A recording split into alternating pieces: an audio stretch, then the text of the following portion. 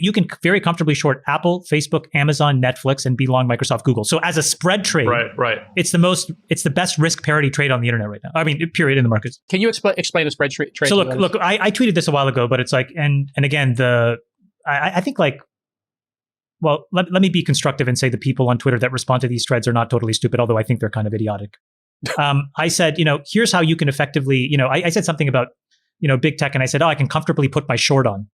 And I'm kind of trolling people when I do that because I'm not telling them the full trade. And the real trade, whenever you put anything on, in my opinion, is all about managing risk.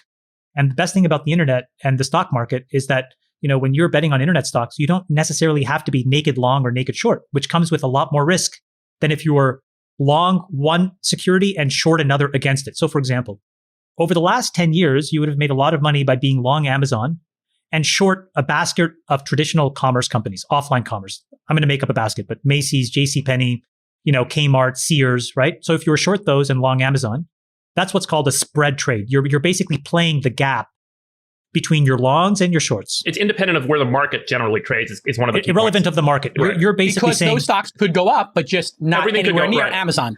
Yeah. When you put that trade on, for example, it's I'm going to bet that if everything goes up, Amazon will go up more than Kmart, Walmart, Sears.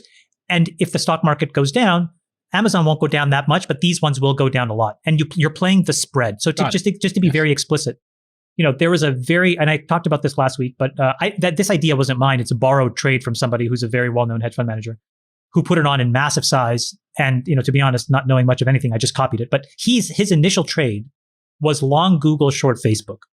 And that trade basically was at parity, which meant that the long and the short canceled each other out for about the last 4 years. Until the last year, it completely blew out and it returned about 85%. So if you had put $100 in, you would have made about $85 on this trade by being long Google, short Facebook. The bigger trade at scale is actually